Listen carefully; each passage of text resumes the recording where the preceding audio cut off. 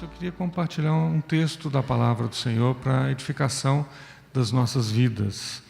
Livro do Êxodo, capítulo 3, versículo 10. Diz a palavra: Vá, pois, agora, eu envio a Faraó para tirar do Egito o meu povo, os israelitas. Deus poderia ter escolhido enviar os seus anjos, por exemplo, para tirar em uma única noite o povo de Israel da casa da servidão e levar de volta para a terra prometida. Mas ele não fez isso. Poderia ter aparecido em pessoa e, não sei, instantaneamente tirar o seu povo do Egito e levar para Canaã. Mas ele também não fez isso. Ao contrário disso, Deus nomeou um ministério humano. Chamou uma pessoa, Moisés. Nomeou um ministério humano para efetuar a salvação divina. Um chamado muito claro nós temos aqui. Muito claro. Observem o texto. Não há dúvidas. Vá, pois, agora. Não era ontem, nem amanhã, é agora. Vá, pois, agora. Eu envio a Faraó para tirar do Egito o meu povo, os israelitas. É um texto claro e um texto aparentemente completo. Veja bem, tem o chamado de Deus, tem o envio de Deus, tem a pessoa de Moisés que foi enviado por Deus, tem o lugar para onde Moisés foi enviado, que é o Egito, de onde ele havia saído. E o objetivo desse envio, ele tinha que se apresentar diante de Faraó e reclamar a saída do povo, que era escravo, para que esse povo voltasse à sua terra, prometida por Deus. Tudo muito completo, muito claro. Não precisamos ler o que estava escrito antes, não precisamos conhecer a história anterior. A minha história anterior não interessa, Deus me chamou agora, é agora eu tenho que ir.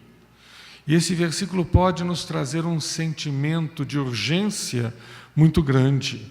E eu posso esquecer que houve um ontem, para que então houvesse um agora. A palavra agora do versículo 10 é muito importante.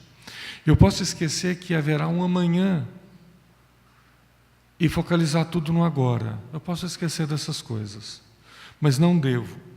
Esse versículo, por mais claro e por mais completo que ele nos pareça, tal como está escrito, não vem sozinho. Ao contrário, ele está bem enraizado em histórias e em processos já acontecidos. Aconteceu muita coisa para chegar nesse agora. E essas coisas são importantes quando nós pensamos no contexto do chamado missionário. Aliás, o livro de Êxodo é um livro missionário. O objetivo desse livro foi, conforme o capítulo 6, fazer com que o nome do Senhor fosse conhecido por toda a terra. Não só pelos israelitas, não só pelos egípcios, mas por toda a terra. Isso dá a todas as histórias do Êxodo uma conexão profunda entre si. Elas estão vinculadas pela necessidade no coração de Deus de se tornar conhecido por pessoas de todo o mundo. É um livro que tem uma linha missionária muito bonita. E a gente, nos últimos 3 anos, a gente vem tentando estudar esse livro para resgatar um pouco essa perspectiva missionária do Êxodo. E a palavra agora, no versículo 10, nos abre a porta para entender um pouco o chamado de Deus no contexto de Israel, no contexto da vida de Moisés e no próprio contexto divino.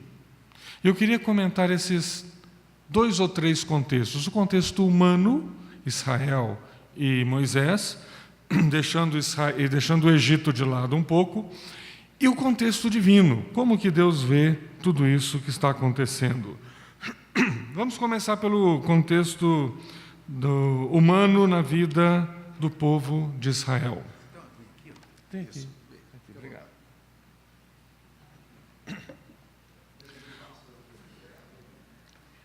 O povo de Israel era um povo...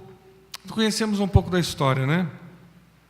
Era um povo que nos últimos 400 anos havia se refugiado sob a proteção de José e sob a simpatia e a proteção de Faraó, ocupando uma terra, uma parcela muito fértil da terra do Egito, e ficou por ali, sob a proteção do governo, sob a proteção de José. Mas com o passar do tempo, se voltamos ao capítulo 1 do Êxodo, nós vemos que surgiu um novo faraó. Na verdade, de uma nova dinastia, que desconhecia as histórias de fé dos dias de José, desconhecia a forma como Deus agiu dentro e fora do Egito para a preservação da vida de muitas pessoas, inclusive desses hebreus, e impôs sobre esses hebreus uma dura escravidão. Um faraó incrédulo, um faraó que desconhecia as histórias de fé da época de José, um faraó que não conheceu, nunca ouviu falar sobre o Deus verdadeiro. Impôs sobre Israel esses anos de escravidão, 400 anos parece, né? Conforme Gênesis capítulo 15. Agora, versículo 10, agora seriam finalmente libertados e poderiam retornar à sua terra prometida. Agora poderiam viver na terra que Deus prometeu aos seus antepassados. Agora poderiam se livrar de todas as suas aflições.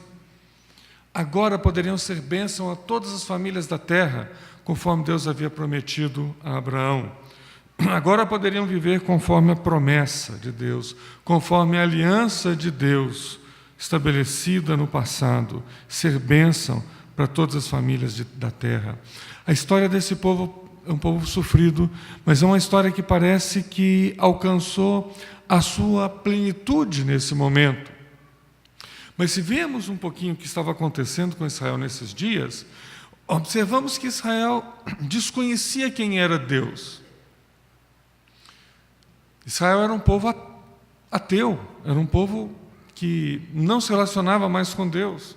O nome de Deus era desconhecido. Interessante que numa das queixas, ou numa das negociações de Moisés com Deus, logo após esse chamado que nós lemos, era: mas Senhor, e se eu vou até os líderes de Israel, quem eu vou dizer para eles que apareceu para mim? Que Deus eu vou apresentar para eles? Eles não conhecem mais o Senhor. Foi quando Deus então disse: eu sou o que sou. Diga a eles que eu sou o que sou.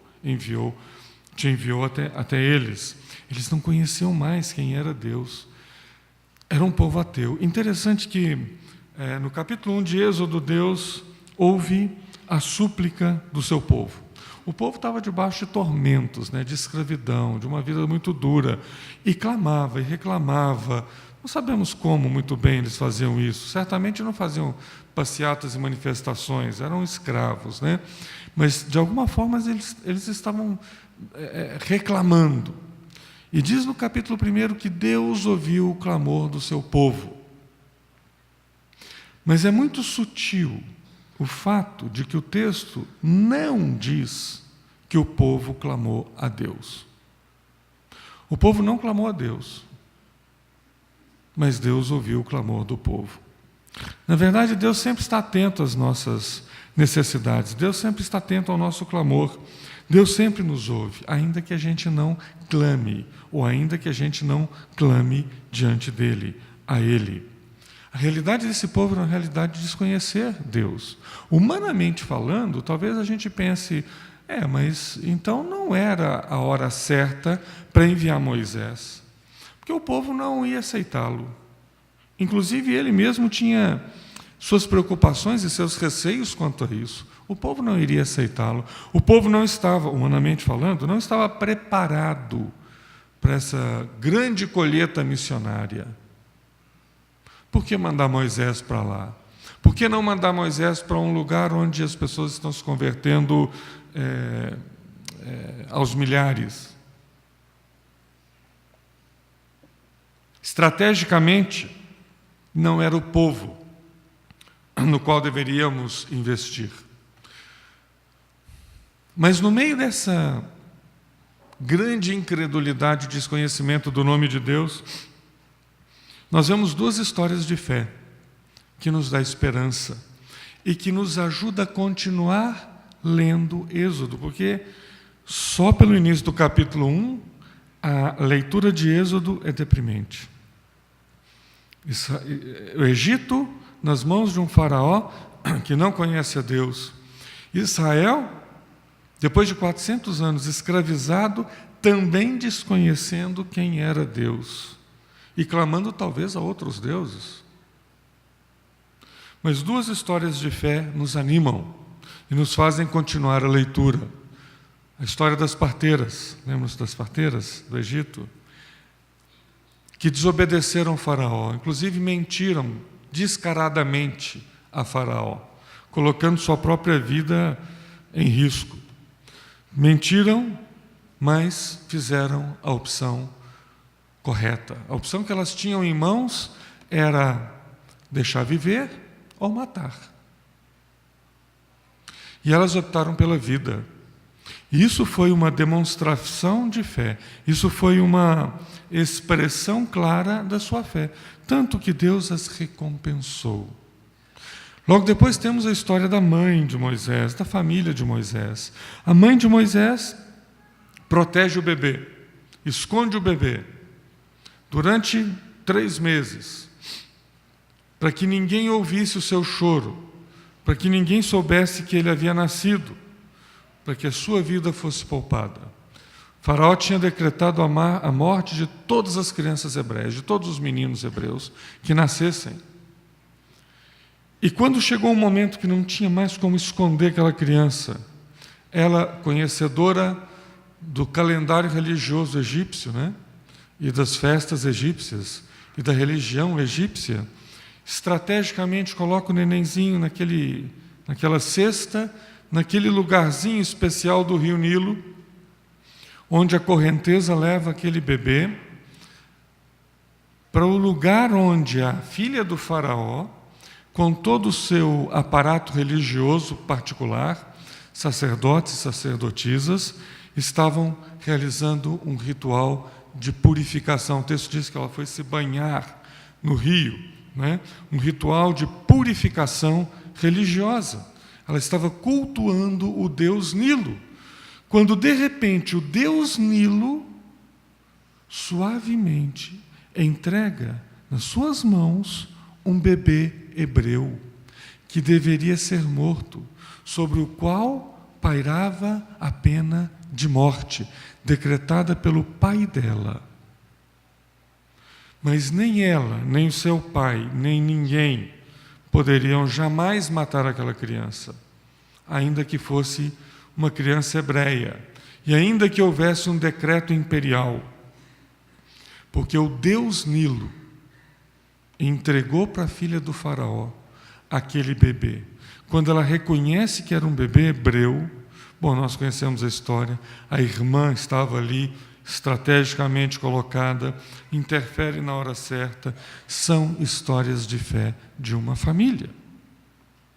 E nos animamos a continuar lendo o Êxodo. Tem esperança para aquele povo, incrédulo e duro de coração, porque haviam histórias de fé por ali, poucas, mas haviam. Mas era um povo que, humanamente falando, o agora de Deus parece que ainda não era o momento. O povo ainda não estava preparado para a grande colheita, para a grande libertação. O povo ainda era duro de coração. O povo ainda era ateu. Não era a hora de Israel, humanamente falando. Depois temos o contexto de Moisés.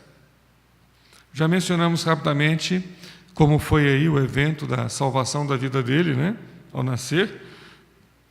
Mas sabemos que Moisés foi criado no palácio. Ele foi criado com a melhor educação que o mundo tinha na época. Ele diz o texto bíblico que ele conhecia todas as ciências do Egito, né? Eu já tarde comentando com os irmãos, eu até brinquei, falei, olha, hoje nós não sabemos muito bem como eles fizeram aquelas pirâmides, existem boas teorias e tal, Mas não sabemos como eles fizeram as pirâmides. Mas se Moisés estivesse aqui agora, ele ia rir da gente. Ele ia falar: vocês não sabem? Aqui está a fórmula. Vai lá e faz. Porque qualquer pedreiro egípcio sabe construir uma pirâmide, gente. Ele tinha conhecimento tecnológico da sua época. Ele conhecia a arte da política, da negociação. Ele jamais poderia ser um faraó, mas ele poderia ocupar cargos altíssimos dentro do governo egípcio. Ele foi comandante de exércitos egípcios. E é interessante quando nós vemos o momento em que ele tenta livrar aquele hebreu que estava sendo castigado por um capataz egípcio. Ele era filho da princesa, ele era neto do faraó, ele era comandante do exército. Ele poderia ter chegado para o capataz e dito: para aí, meu amigo, nada de violência com esse escravo, sai daqui. Ele tinha autoridade.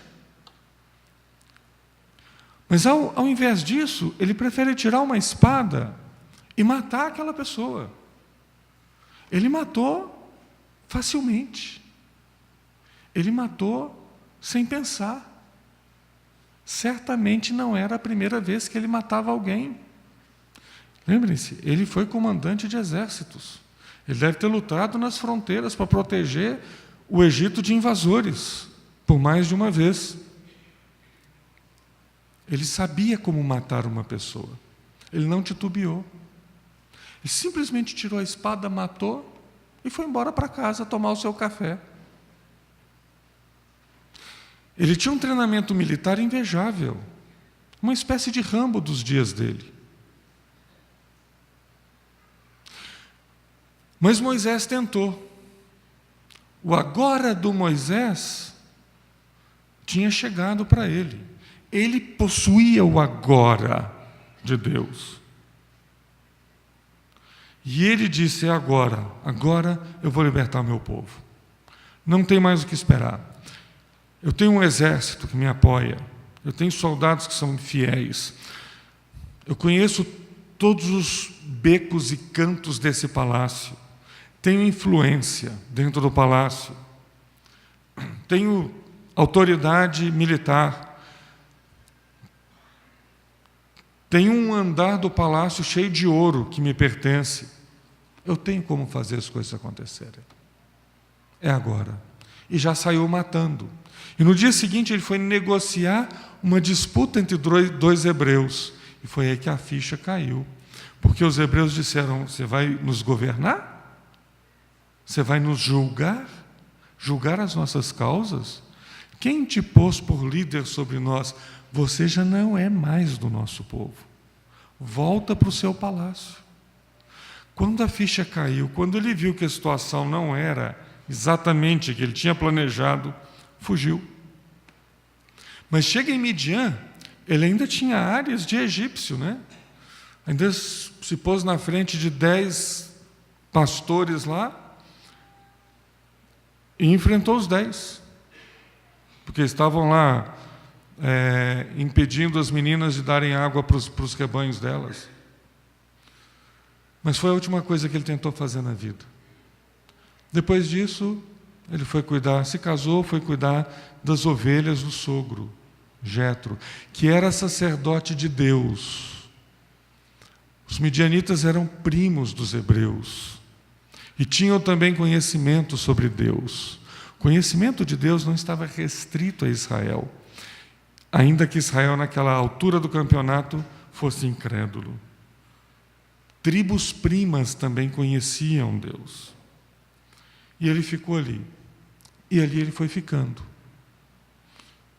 40 anos depois, sem nenhuma ambição, ele continuava cuidando das ovelhinhas do sogro dele. Não tinha nada, não tinha uma ovelha que fosse dele. E nem queria ter. Para quê? Ele já teve um andar lotado de ouro no palácio.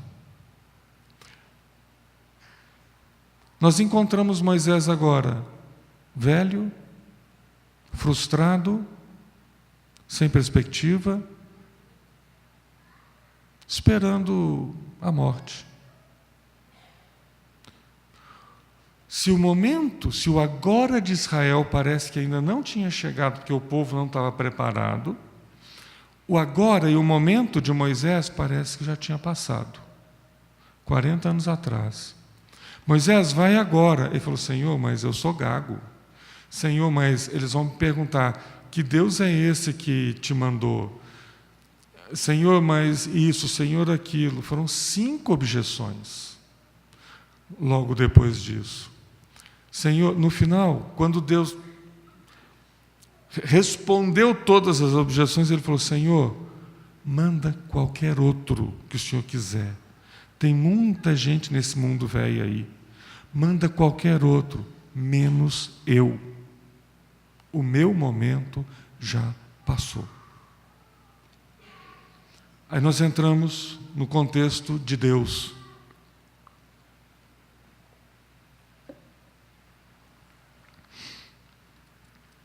Contexto divino que acompanha o chamado de Moisés é muito bonito, porque esse contexto se define pela palavra agora. Se da perspectiva humana aquele povo não estava pronto para a colheita e aquele homem, Moisés, não estava pronto para ser missionário, da perspectiva de Deus, aquele era o agora, era o momento certo. Isso significa que Deus tem uma espécie especial de interpretação dos fatos. Deus não analisa e interpreta os fatos como a gente. Ele tem a sua forma de interpretar os dados, as experiências, os momentos, os acontecimentos que foram se acumulando ao longo do tempo. E tudo isso gerou o agora de Deus. É o que no Novo Testamento a gente chama, o Novo Testamento usa palavras como últimos dias, plenitude dos tempos. É o momento de Deus. Não, pode ser que não combine com o meu momento pessoal. Pode ser que não combine com o momento do meu país. Pode ser que não combine com o momento da minha família. Pode ser que, não, espera, eu ainda tenho que organizar algumas coisas antes. Ou então eu digo, que pena, se eu fosse mais jovem. Que pena, se no passado eu tivesse tomado outras decisões. Mas isso não vale. O momento de Deus está decretado por Ele. O momento de Deus tem que ver com a forma como Deus vê todas as coisas, com a forma como Deus faz com que a história se desenrole. Então, é importante, por exemplo, observar nos versículos anteriores, o versículo 7, 8 e 9, no capítulo 3, que eu vou ler rapidamente, se o irmão puder acompanhar aí na sua Bíblia. Observe os verbos. Observe os verbos. Disse o Senhor, de fato, tenho visto a opressão sobre o meu povo do Egito. Tenho escutado o seu clamor por causa dos seus feitores. Sei quanto eles estão sofrendo. Por isso, eu desci para livrá-los das mãos dos egípcios e tirá-los daqui para uma terra boa e vasta que mana leite e mel, terra dos cananeus, hititas, amorreus, ferezeus, heveus e jebuseus. Pois agora o clamor dos israelitas chegou a mim. Tenho visto como os egípcios o oprimem. Portanto, conclusão, vá agora. Eu te envio ao faraó para livrar o meu povo. Esses verbos nos indicam que todos os dados, todos os acontecimentos, experiências e momentos vividos pelos israelitas chegaram aos olhos de Deus a um estado de plenitude. Ou seja, é como se já estivessem completos para Deus. Já não havia mais nada que pudesse acontecer para que chegasse esse agora de Deus. Ainda que aos olhos humanos, o agora de Israel não havia chegado ainda e o de Moisés já havia passado. Mas aos olhos de Deus, não. Era o momento daquele povo. era o momento daquele povo. Isso eu acho que se confirma também pela ausência, nesses 3 versículos, de um talvez na fala de Deus. O que mostra que essa fala de Deus, dos versículos 7 a 10, foi uma declaração incondicional, uma declaração enfática acerca daquilo que o Senhor iria fazer. Descer para livrar, descer para estar pessoalmente ao lado deles.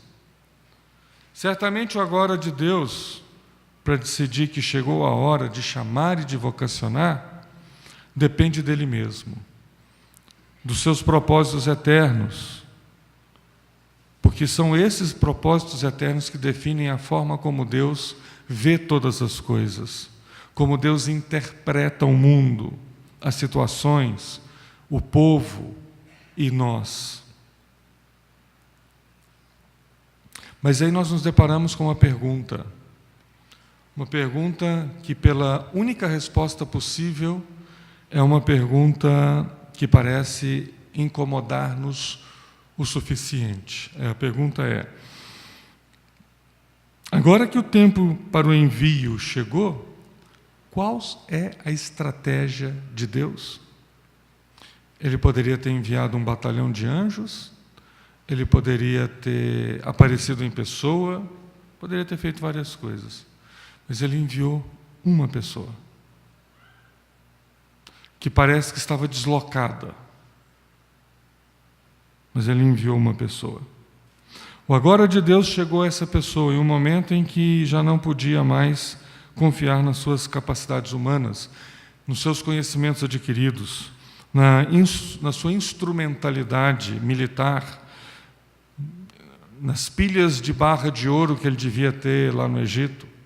Chegou em uma época em que nada disso lhe servia para nada, em que a sua força humana e a sua firme vontade pessoal de libertar o povo já não existiam. Humildade era o que sobrou para Moisés. Confiança e submissão a Deus e a sua palavra era o único que lhe restava. Parece que isso não mudou nunca ao longo do tratamento de Deus com seus servos durante toda a história. Embora da nossa parte sempre tentamos fundamentar o chamado e a missão, não sei, por exemplo, na eficácia da instrumentalidade dos métodos missionários, na infalibilidade do marketing e na verdade toda suficiente das estatísticas, mas nada disso serve, irmãos. Tudo isso pode ser manipulado, tudo isso acaba. O caminho missionário de Deus, ao passar por esses contextos humanos, como o de Israel, como o de Moisés, como o meu e da Rosa, como dessa igreja, como o seu, como pessoa e família, o caminho missionário de Deus, ao passar pelas nossas vidas, desemboca em um chamado claro, onde a humildade, a submissão a Deus e a sua palavra, o desejo de servir, o desejo de aprender, estão muito acima dos recursos, da força física, do vigor da juventude, dos bons métodos infalíveis que funcionaram em outros continentes. Queremos crescer como igreja missionária? Precisamos dobrar o nosso coração diante de Deus. O que Deus pede da gente é humildade, é disposição para servir, não para ser servido. É desejo de aprender, é desejo de caminhar com aqueles que estão carentes do Evangelho. É a consagração das nossas vidas ao Senhor. Que Deus nos abençoe. Amém.